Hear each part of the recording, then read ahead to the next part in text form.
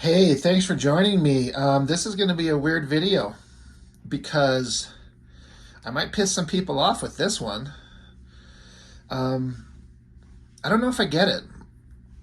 Now, let me clarify. I 100% get the art. Holy shit. Like, this is the first time I've ever seen Jeff Darrow's work in any kind of extended multiple page thing. Anything I've ever seen has been like pinups or one-offs or just an image here or there online, and I've always kind of like, okay, he draws a lot of detail, all right, I get it. But I never paid attention to Jeff Darrow, and I'm very much aware of this thing. I've heard of it. Man, all I know is that people hyped this thing up as like, oh my god, this is one of the greatest things ever. And if we're talking from an artistic perspective, I will agree. But from a story perspective, what the fuck was that? Like, it's so weird. I don't know that it has a point. Now, I've only read it once, and it's only in the last week. I've had this book for actually a month or two. I heard people hyping it up. The Cartoonist Kayfabe guys had talked about it, and then they ended up doing a review on it. And I'm like, well, let me find a copy of this. So I went up, looked up on Amazon, found it, ordered it, got it. I kind of flipped through it. I'm like, okay, great story, but I need a minute to sit down where I can just read it and absorb the entire thing. So when I open it up, I can talk about it, which I did like a week ago. And I'm like, what the fuck did I just, what the hell? I think Miller, I think I've said this. When he's clicking and it's working, it's perfection. But when he is not clicking and it doesn't work and it fails miserably. I can't say that this is a failed miserably exactly. I don't get it. I do not understand the appeal of this thing as far as a cohesive narrative. It's so fucking weird. And again, the story, this is a collection, so it's a pretty thick book. If we were not telling this book or having the story told, I'm guessing, I don't know the behind the scenes, where it was done to just decompress and spread the story out to let Jeff Darrow draw as much shit as he wanted. The story could have been told in this much book. It could have been over. It just kind of goes on and on, page after page of, I don't want to say nothing, but nothing narrative-wise, nothing story-wise. Great, incredible, shockingly unbelievable artwork, yes. And I am kind of fine with that. Like, when it's this good, you're just like, okay, I'm on board. Let me look at this over and over, page after page of amazing work. But story-wise, I didn't like it. That's the part where I'm saying it might be controversial. Didn't care for it. I mean, fuck this stupid story. It was dumb. It was just, I don't know. Maybe I need to read it again and sit with it for a while, but I didn't like it. I didn't care for it. I liked the artwork. Now, also another thing I didn't know is that this one that I have is a, what's the word? Like a remaster? It's recolored. And I didn't know that reading it. After I read it, and I was like, what the fuck was that all about? I went back and rewatched the Cartoonist Kayfabe channel where they went over the book and they talked about it.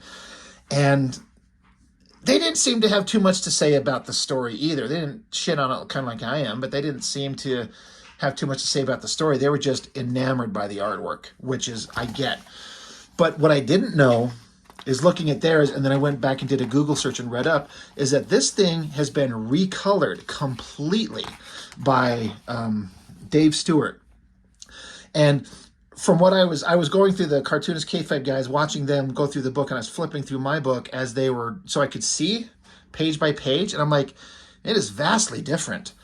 And I think there was some controversy to it. Like, if you have the originals, and maybe you've never seen this book, if you're looking at this and you're very intimately familiar with the original version, this must look very different to you, because it's not just recoloring it using the same color tones and hues and methods just in a sharper image. It's completely different. And I got to be honest, from what I saw in the originals, I prefer this recolored version. Now, I know that's probably blasphemy to some people who have grown up with the original work and probably thought it was perfectly fine just the way it was. Like, I'm all about the original Star Wars movies being perfectly fine just the way they were. We don't need to have special editions where extra shit's added in the background. I'm kind of like, I'm okay if we like sharpen the picture, make it clearer. When there were some parts that were like see-through on the Star Wars movies, they like make it solid so you can't see through these pieces where the special effects were a little blurry or fuzzy or strange. But when you have them like traveling through at the beginning, the spaceport, Mos Espa or whatever, Mos Eisley, and you're seeing the speeder come through, and then suddenly this giant lizard creature just walks in front of the camera and covers up what you're viewing. It's so fucking stupid. So I'm all about preserving the original artworks, but this is the original colorist recoloring it. So it's not like somebody else taking over and fucking around with it. I hope all of that makes sense. I prefer this colored version.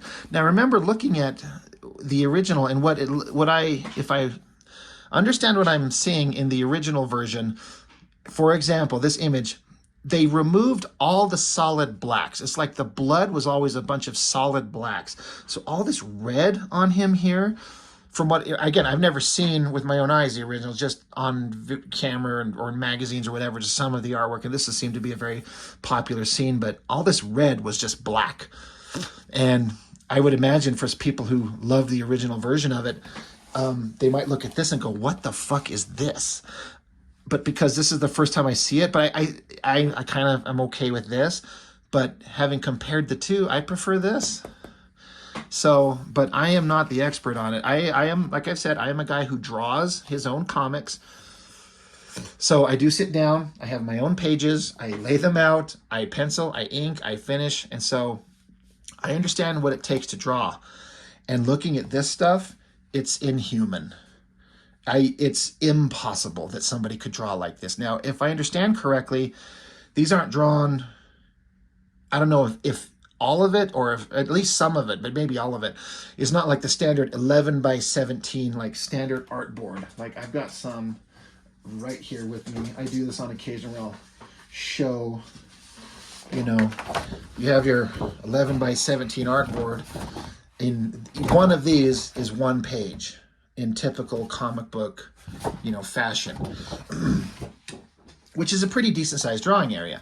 But as I understand it, Jeff Darrow, will draw these on a much bigger paper, or individual panels will be their own piece of paper, and then he'll piece them together into a single image later on. And it makes sense, this hyper microscopic detailing that he gets into these cars, the technical details, the bullet casings coming out of the machine guns. There is just something going on everywhere. Like, it's almost like Where's Waldo, except you're not looking for any one thing. You're just looking for anything in there. So, and again, I remember seeing the original double page spread of this. Just coloring is just completely different. So I'm curious for any of you who are watching my channel and are looking at this, how do you feel about, if you've seen the original, how do you feel about the changes? I seem to remember the car is yellow in the original version, and they changed it here. I didn't care for the yellow car version. I thought this looks better. I don't know what the fuck is going on here. This is like, it's like they crash through a wall to go into this building, and it's like a sex club. There's like all these people, like almost all the girls are naked. There's a bunch of dudes fucking girls all over the place. And then there's this cage where an orgy's going on. Everyone's just fucking each other. And there's dudes walking around with chainsaws. But what I was wondering is almost all the guys have like glasses on. So I wonder if it's like a virtual reality thing. I don't know. It's really strange, but like, look at this. Like all these people doing all these dirty things, but like guys walking around with chainsaws, cutting people up. What is going on? And again, I don't know if you can see in the crowd, like there's a bunch of people just fucking, a bunch of naked girls, a bunch of guys that look like they're, I thought VR, because some of them are like sitting there and it's almost like they're reaching their hands out and touching something that's not there, but like they're seeing it in their own eyes with their headsets on. So maybe they're imagining something. In a way, I prefer that it doesn't tell you. It just lets you see a world and you just kind of have to wonder what the hell it is. Really strange. But the main character, and then it's just page after page of like artistic orgy, just shit, just again, it doesn't need to be this visually decompressed. It doesn't need to be to tell the story. But I'm kind of curious as to the background of how did Frank Miller and Jeff Darrow get together, and what was how did it lead to this kind of storytelling, to have it this just indulging the art, which I think is what most people are all about. I don't remember what this original one looked like, but if what I seem to remember holds true, all this red blood must have been in black, and I don't know, the black might have looked more gory and violent in a way. I'm not sure. But the level of detail that he goes into on these technological gears and shit. It's funny is this fat lard ass that never speaks, I don't think, and he's got all these machines that are like, it's a bunch of like soda cans, like it's almost being down and dispensed into him, injected into him. These little look like robot mermaids washing his titties. What's funny is they got this little device hooked onto his little tiny microscopic cock down here, so that's kind of funny. Doesn't make any sense. But the main guy, you find out he's like a robot. He says he's a tax collector. He's being taken back on an ambulance to get fixed up. Great lettering. The cafe here, like everything is so precisely drawn. Like it's almost impossible that somebody could draw like this. I wonder how long it takes them to draw this type of stuff. Insane. Look at the perspective on this, the great lettering on the words. It's just nuts. And then we'll get to these places where he'll have very sparse backgrounds, but then he'll focus on one particular image and just detail the ever-living fuck out of it. And again, I'm not saying that as a critique. I can't critique anything about this book artistically. It's crazy good. I can't get over the amount of detail in this shit here. Look at all that. Impossible. But they're working on the guy. He's, like I said, we discovered he's a robot. Lots of detail going on everywhere. A bunch of little panels. And again, Darrow doesn't skimp on anything. He'll choose to like not draw certain things, like the background here, but it's not necessary. We're focused on this and this weird sack around his nuts. I don't know. And he's weird. He's proportionally very odd here. I don't get the reasoning behind that. This is another one of those where like this has to be either a collage of images or just a giant artboard, because I don't think my camera's picking it up very well. Like it can't focus on the hyper microscopic details. It's too small to be on just an 11 by 17 board. So it's either a giant board or it's multiple boards spliced together.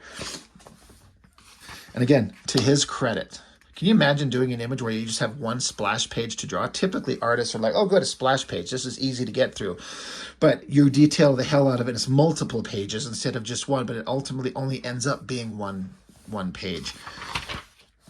And then it just suddenly cuts back to like a domestic scene. I'm like, what? And I understand this is part of like the mystery of the story. This guy who's a robot, but he's got a wife, he's got kids. And then there's this weird scene where like the guy, he's having these dreams about the battle, and so the wife starts taking her clothes off and starts getting all snuggly and wakes him up, and then we get a pretty fucking graphic-ish like sex scene. It's pretty hot. You know, it's not gratuitous or disgusting, but it's pretty graphic. I was like, oh, all right. And then you got the kids are watching, and then they're like doping up the dad. You're like, what is going on?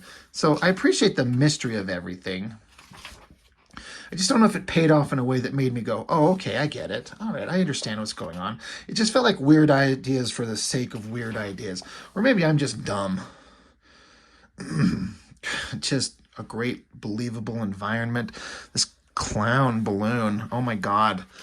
Doesn't that look like the same kind of clown balloon in the 89 Batman, the one that they focused on the most up close, where he was at the end, the Joker was having a feel with the Smilex gas and was going to pop, and then Batman come along and snapped all the cables and let him go into the sky. Like, that looks like that. At least the face, unless I'm completely misremembering that. But I guess that was the end of issue 1, I guess. God, the details on guns are precise and so good. But the story just keeps getting weirder and weirder. Great, unbelievable backgrounds. the cityscapes. It feels like it goes on and on forever. No matter how much you look at it, and you can get closer and you can get closer and you can get closer, and just keeps going. Details on the cars, like the guys in this car with all this crazy detail. I noticed something funny is like there's like 4 different keys, like in old school cars. I mean, most of you guys probably, a lot of modern kids, which there's no young kids watching my shit. But you usually get in the car and you have a fucking key to put into an ignition. My car is a keyless start, like you just get in as long as the key's in your pocket. You just push a button. But there's 4 car keys. 5. No, there's one there. Let me get my pointer. There's a reason I got this thing. 1 set of keys there, 1 there, 1 there, 1 there, and 1 there. Which is, like, what does it mean? It doesn't mean anything. I bet the artist just put it in there just because he's adding shit. But it makes it look like this weird environment. And then, of course, his seat, he got his giant gun, and then a bunch of, like garbage in his car, like so much of us do. So, look at the detail on this background. You're going to hear me say that over and over. Look at the detail. Look at the backgrounds. All these cars are different. There's a fucking tank. Cars look like futuristic versions of old 1930s or 40s Studebakers or whatever. Ferraris, vans, like I said, tanks, pickup trucks. And all of them are different. Very hyper-realistic future car. And then you're getting to these 2 characters that become kind of like the bad guys the guy has to fight. It becomes a car battle. Look at all the buttons on here and all the designs on the buttons. It's kind of like James Bond, like eject some like explosive spikes or whatever onto the ground to make the car spin out of control. And then look at the detail of these. Like, look at this massive police tank thing. It's like bigger than any land vehicle should ever exist. It's got missiles and everything. It's crashing out of the highway. It's like insanity. So off the ramp they go, garbage and debris falling everywhere, explosions. Look at all these cars blowing up. People, like cars crashing and people launching out of their windshields. It just there's no part of any part of the drawing canvas that Jeff Darrow's like, I'm not going to put something here. I'm always going to put something somewhere. This explosion, rockets up into the sky, carrying vehicles into the air. Cars crash down onto the ground. This mangled wreck of everything. All these bits of debris and cans and everything on the ground. He gets out just torn apart. He's like still going. And then this sweet old lady, she's got a gun. She survived somehow. And this little kid, something's off, which they've already kind of established in dialogue before this.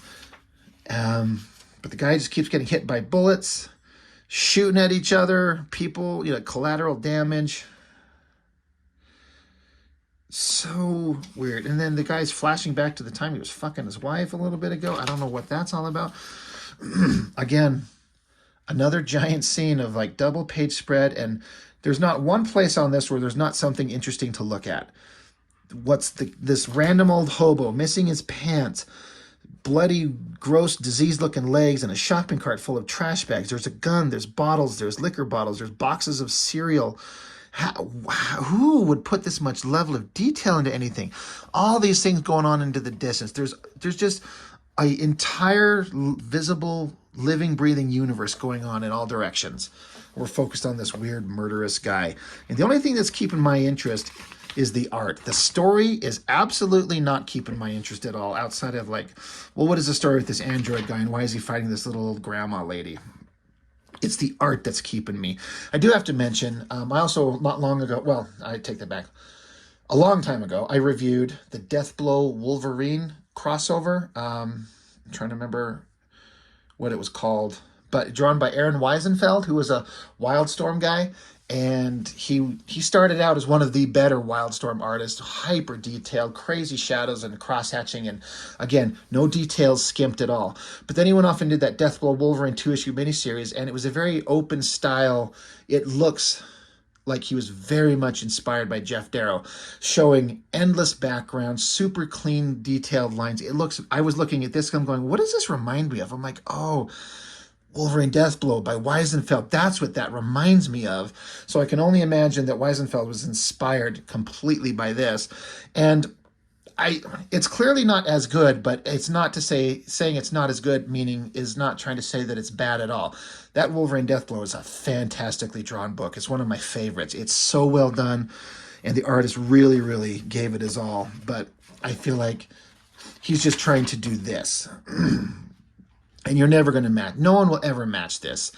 I say that not knowing every artist that's out there, but as far as like modern day contemporary American, I know Jeff Darrow's, I think he's French, right?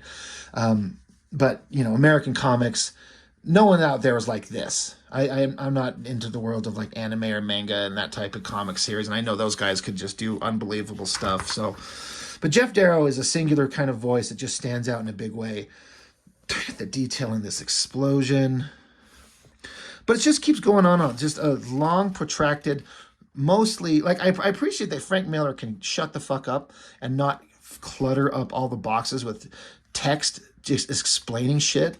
I respect the hell out of that. He just writes the story and tells the artist, draw it. Just tell it clearly, and then I don't need to put any words over it outside of what's being verbally spoken. And I think there's a lot of writers out there that feel like they're not a writer if they're not putting their own fucking words all over the page.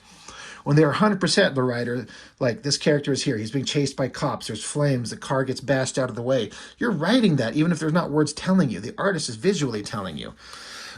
But apparently this old grandma, fat grandma, is a robot herself, and she's chasing after this guy, ripping the roof off the car. It's a cop car, so of course there's donuts flying out of it. She's a violent murderer monster just after him. So just the battle going on here just goes on and on. And again, I'm not saying that as a negative. Artistically, it's so great to see Jeff Darrow just going crazy. And never once do you get a feeling like where he's like, I'm tired. I put all my energy in the first 10 pages. It's time to waste my time on the last 10.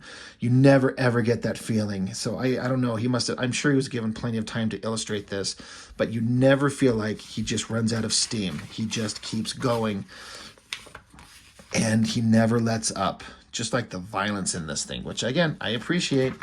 I appreciate all this violence. I just remember, like, from a story perspective, I'm 76 pages into this. I don't know what the fuck is going on outside of robots murdering each other. But okay, let's just keep going. And it just, more car chases, more great artwork, more destruction, more unbelievable detail. Just, it's like a shopping center, like a Walmart or some shit. And again, everywhere you look, there's something interesting to see. Giant fucking carrots, giant fucking grapes, giant heads of lettuce, giant sausage over here. Like, it's so weird. It's just so weird. Everywhere you look, there's something interesting to see. And then these people, like, they're just casually, like, shopping, and then they get mowed over by this car. Just obliterates everybody. Just carnage and destruction. The story between this robot and the scientist guy, she kills him, whatever. More destruction, more gore, more like the robot guy. He's just, he's like, I'm a normal guy. I'm not a robot. He doesn't believe that he's a robot. He doesn't understand.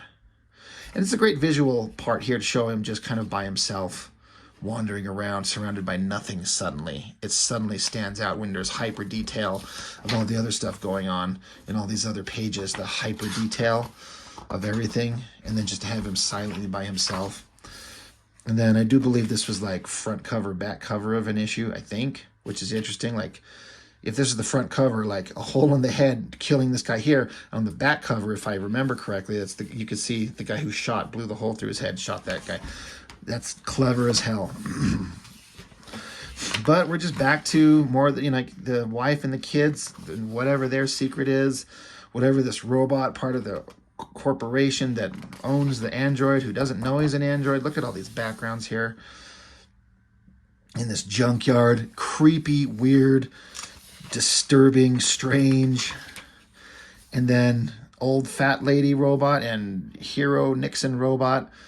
All these cars everywhere. From what I understand, because there's a couple of pages where it's like repeating the same backgrounds, but from what I understand is that Jeff Darrow did not just like draw the background once and then draw the figures and paste them over the top of it. He redrew all the backgrounds every time, is what I was told or what I read, and I don't doubt that for a second. So weird. Great robotic designs. But again, look at this, just these two people standing here. Just imagine drawing these backgrounds page after page after page. He must get some kind of like weird psychotic satisfaction out of torturing himself to doing this, but it's what makes him who he is. It's funny, the robot's suddenly trying to flirt with him, rubbing her robotic ass up against his robotic dick. He's like, stop moving like that. She's like, they even gave us parts to make love. It's been so lonely since I found out we were just machines. I would love to have seen these two robots fuck. Like, what would that look like? Like, does he have like a drill or something like that? And she's, I don't know. What? It squirts oil. It could have been the weirdest thing in the world. And I'm surprised somebody didn't do that. I'm sure somebody has. Anyway, he punches her head off after he gets done with her kind of rub up against his robo-dick. Punches, punches, punches. Great movement, action, details. And then we're back with like the fat slob that runs the corporation, I guess. And he's got all these little tiny like wind-up sex slave girl robots that are naked doing weird things. Like these girls are like rubbing their pussies up against his big toes, like licking his feet. I don't know what's going on. It is so weird. And I get the appeal of that. It's just, the weirdness makes it interesting, but I couldn't make heads or tail of any of this. I don't know what's going on. Anyway, robot guy, he lost all his skin, so he's walking around. People are kind of freaked out about him and his robotic self. There's a dog talking to him. He says this thing here. He says, this is really starting to honk me off. Now, I remember, I think Marv said that in Sin City. He said, honk me off. And I picked up on that years ago when I first read that issue, and that's kind of become a phrase that I would speak. You know, it honks me off. And then I read the guy say it here. I'm like, oh, yeah, that's Frank Miller. All right. But death and destruction, bodies, details. Holy Lord. Holy Lord. Can you imagine drawing this? So crazy. And there's the robot guy. It's all that's left over of him after this battle. But I guess he's like, all right, go ahead, take me back. I don't know what's going on with this girl robot, what the point of her was, why she electrocutes herself and kills herself. I guess she wanted freedom for robots or something. I mean, I did read this once, but by this point, I was kind of tired. I'm like, I don't know what's going on. But the main guy, they take him back, put his skin back on him, send him back to his weird family that kind of or is in on the gag that he's a robot, even though he doesn't. And I guess everything's fine. The end. I was, what did I just read? What did I just see? I do not.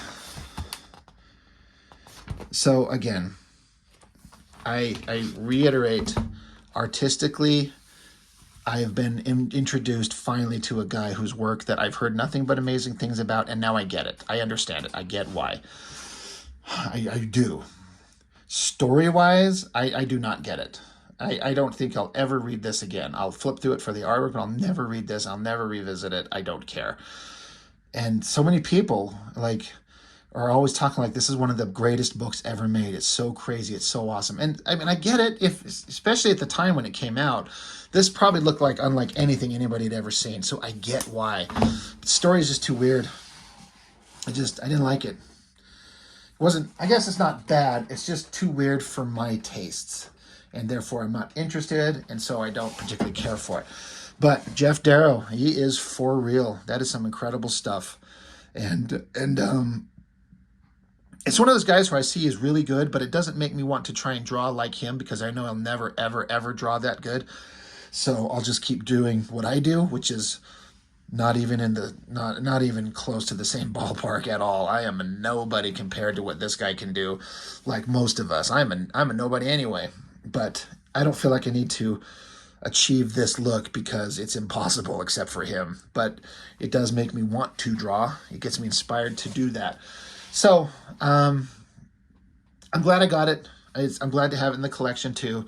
Yeah, it's very interesting. I'm glad I got to experience it and see what it is and see what people were talking about.